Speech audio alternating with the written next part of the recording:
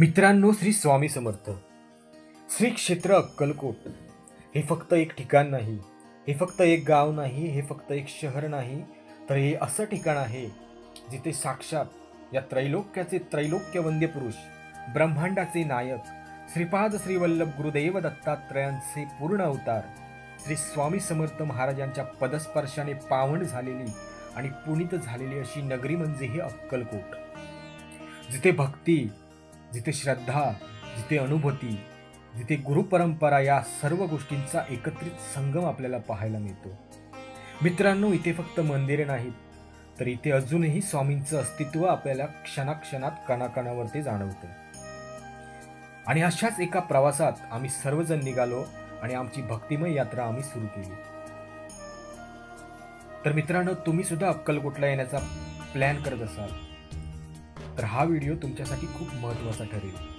तर व्हिडिओला सुरुवात करूया आणि जाणून घेऊयात अक्कलकोट आणि अक्कलकोटविषयी बऱ्याच काही गोष्टी. नमस्कार मित्रांनो, तुमचं सगळ्यांचं पुन्हा एकदा सहर्ष आणि मनपूर्वक स्वागत आहे आपल्या एका नवीन व्हिडिओमध्ये. भरपूर वर्षापासून व्हिडिओ करायचे बंद केलेले आहेत. फायनली आज मी अक्कलकोटला आलो आहे आणि म्हटलं एक ब्लॉग होऊन जाऊ देत. तर या व्हिडिओतनं तुम्हाला नक्की समजेल की अक्कलकोटला जर तुम्हाला यायचं असेल, तुमचा काही प्लॅन असेल, तर अक्कलकोटला कसं यायचं, त्यासाठी किती खर्च येतो, त्यासाठी कुठे राहायचं, कुठे कुठे तुम्ही फिरू शकता आणि आजूबाजूची सर्व तीर्थक्षेत्र कुठे कुठे असतात हे तुम्ही नक्की बघू शकता. तर हा व्हिडिओ शेवटपर्यंत बघा आणि आवडल्यास नक्की चॅनलला लाईक करा आणि सबस्क्राईब करा. तर सुरुवात करूया आपल्या एका नवीन व्हिडिओ. तर मित्रांनो, आता आपण मूळ मुद्द्यावरती बोलू. अक्कलकोटला पोचायचं कसं. तुम्ही महाराष्ट्रातलं कुठल्याही भागातनं जर अक्कलकोटला येणार असाल तर तुमच्यासाठी रेल्वे हा एक उत्तम पर्याय आहे. त्यासाठी तुम्हाला सर्वात अगोदर म्हणजे सोलापूर या ठिकाणी रेल्वेने यावं लागेल, कारण सोलापूरवरनं अक्कलकोट मंदिरापर्यंत जाण्यासाठी अनेक पर्याय आहेत आणि त्यासाठी तुम्हाला प्रति व्यक्ती 100 ते 120 रुपये द्यावे लागतील आणि तुम्ही थेट अक्कलकोट वटवृक्ष मंदिरापर्यंत जाऊ शकता. तर अनेकांचे प्रश्न असतात की आम्ही अक्कलकोटला तर गेलो, पण आम्हाला परत सोलापूरला येण्यासाठी काय व्यवस्था करावी लागेल.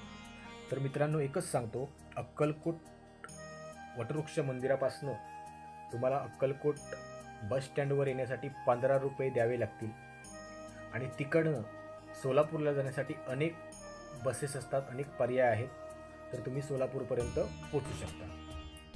तर मंडळी, अक्कलकोटला आम्ही गेलो, पण अक्कलकोटला राहायचं कसं हा अनेकांना प्रश्न पडतो. तर अक्कलकोटमध्ये राहण्यासाठी 3 निवास आहेत. यात्री निवास, भक्त निवास आणि यात्रीभुवन. हे अगदी अक्कलकोट मंदिरापासून अगदी जवळ आहेत. या ठिकाणी तुम्ही राहू शकता आणि यांचे रेट कार्ड मी पुढे व्हिडिओमध्ये दिले आहेत. व्हिडिओ एकदा पॉज करा आणि नक्की बघून घ्या आणि स्क्रीनशॉट काढून तुमच्यापर्यंत ठेवा. पण यांची अडचण अशी आहे की या ठिकाणी ऑनलाईन बुकिंग केलं जात नाही आणि अनेक भाविक भक्तजन जे आहेत ते सुट्टीच्या दिवशी म्हणजे शनिवार रविवार या ठिकाणी येत असतात.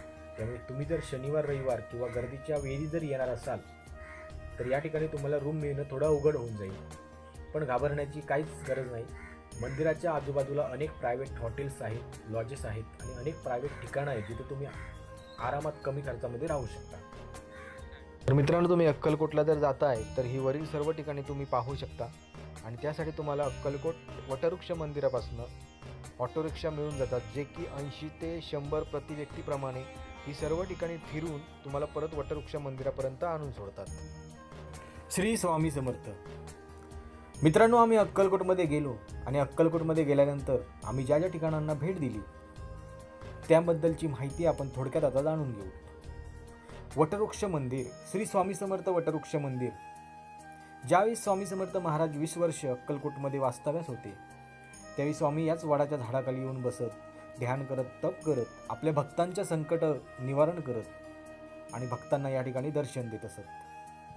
स्वामींचा सहवास लाभलेला असा हा वटवृक्ष आजही अगदी डौलाने या ठिकाणी उभा आहे आणि साक्षात स्वामी समर्थांच्या रूपाने तो आपल्या अनेक भक्तांना दर्शन देतो. तर मंडळी, वटवृक्ष मंदिराच्या बाजूलाच मुंबई जोगेश्वरी येथील भक्तांनी 40,000 पंचमुखी रुद्राक्षांपासून बनवलेली स्वामींची एक वैशिष्ट्यपूर्ण मूर्ती आपल्याला या ठिकाणी पाहावयास मिळते. असं हे स्वामी समर्थ महाराजांचं वटवृक्ष मंदिर आजही स्वामींची प्रचिती, अनुभूती आणि कणाकणावर स्वामींचं अस्तित्व आपल्याला या ठिकाणी अजूनही जाणवतं. मित्रांनो, अक्कलकोट मंदिराच्या अगदी समोरच आपणास अन्नछत्र मंडळ पाहायला मिळते. आजही असंख्य भक्तांना दुपारचा, रात्रीचा महाप्रसाद या ठिकाणी मोफत दिला जातो. एवढंच नाही तर अक्कलकोटमधील अनेक गरजूवंतांना या ठिकाणी दुपारचं जेवण, रात्रीचं जेवण अगदी मोफत घरपोच दिलं जातं. महाप्रसादासाठी लागणाऱ्या अनेक वस्तू, धान्य, कडधान्य साठवणुकीसाठी आपल्याला इथे धान्य कोठारही पाहावयास मिळते. आणि याच्याच बाजूला छत्रपती शिवाजी महाराजांची सिंहासनावर बसलेली मूर्ती आपणास दिसून येते. बाजूला श्री स्वामी समर्थ महाराजांच्या भव्य दिव्य मूर्तीचं आपणास दर्शनही होतं. तर मित्रांनो, हे आहे श्री खंडोबा मंदिर. 1857 मध्ये ललित पंचमीच्या दिवशी स्वामी समर्थ महाराज प्रथमतः अक्कलकोटमध्ये प्रगट झाले.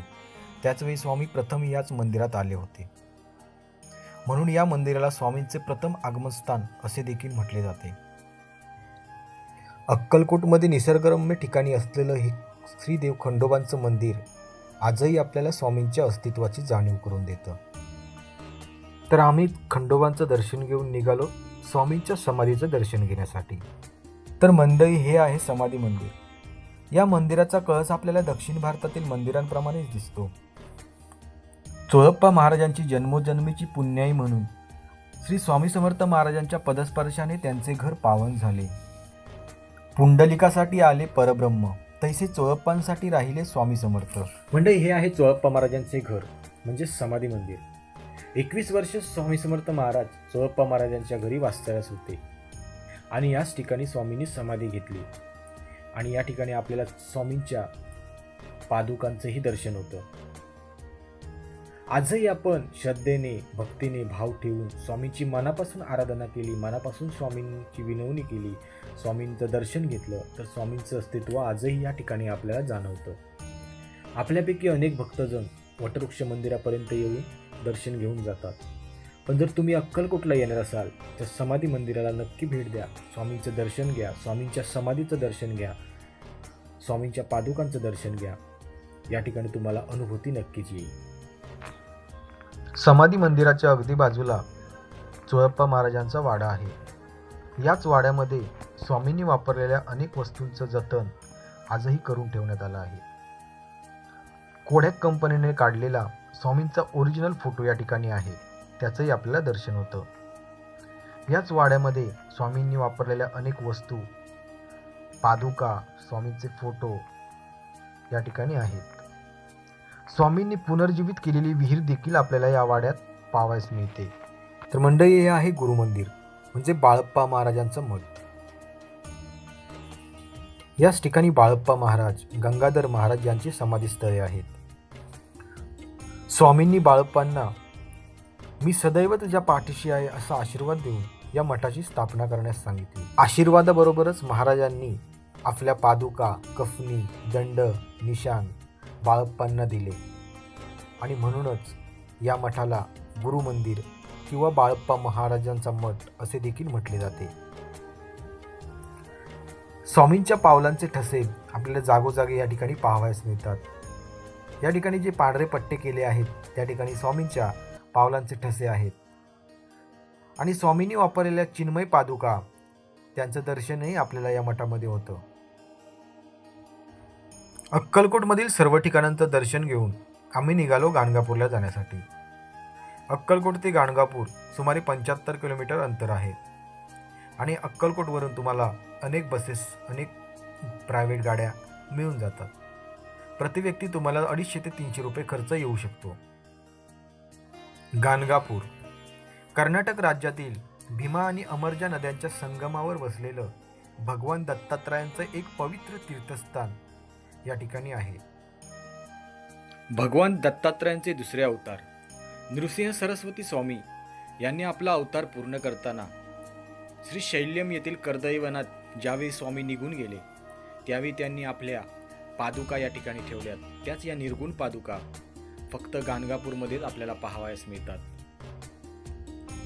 आणि याच ठिकाणी संगमावरती सर्व भाविक भक्तजन गुरुचरित्राचं पारायण श्रद्धेने, निष्ठेने या ठिकाणी करतात. संगमाच्या जवळच अगदी बाजूलाच भस्म्याचा डोंगर देखील आहे. तेथेही तुम्ही जाऊन दर्शन घेऊ शकता. तर मंडळी, आता आपण जाऊया गाणगापूरमधील श्री दत्त मंदिरामध्ये. भगवान दत्तात्रयांचे दुसरे अवतार नृसिंह सरस्वती स्वामी सुमारे 22 ते 23 वर्ष याच गाणगापूरमध्ये वास्तव्यास होते. स्वामींनी अनेक लीला केल्या, आपल्या भक्तांची दुःख दूर केली, आपल्या भक्तांच्या पाठीशी सदैव उभे राहिलेत. ज्यावेळी स्वामींनी आपला अवतार कार्य पूर्ण केला, त्यावेळी स्वामींनी आपल्या निर्गुण पादुका याच गाणगापूरमध्ये ठेवले आणि याच निर्गुण पादुका या दत्त मंदिरामध्ये आजही आहेत आणि आपण त्याचं दर्शन घेऊ शकतो. या ठिकाणी आल्याच्या नंतर स्वामी आपल्या अनेक इच्छा पूर्ण करतात, दत्तगुरू आपल्या अनेक इच्छा पूर्ण करतात, अशी भक्तांची मान्यता आहे. आजही स्वामी अदृश्य रूपाने या ठिकाणी भिक्षेसाठी येतात आणि आपल्या भक्तांना दर्शन देतात. तर मंडळी, अक्कलकोट गाणगापूर हा आमचा भक्तिमय प्रवास आपल्याला कसा वाटला ते कमेंट करून आम्हाला नक्की कळवा. व्हिडिओ आवडला असेल तर चॅनलला सबस्क्राईब करा, लाईक करा आणि जास्तीत जास्त शेअर करा. तर भेटूया आपल्या पुढच्या एका नवीन व्हिडिओमध्ये. तोपर्यंत तुम्हाला सर्वांना श्री स्वामी समर्थ, श्री गुरुदेव दत्त.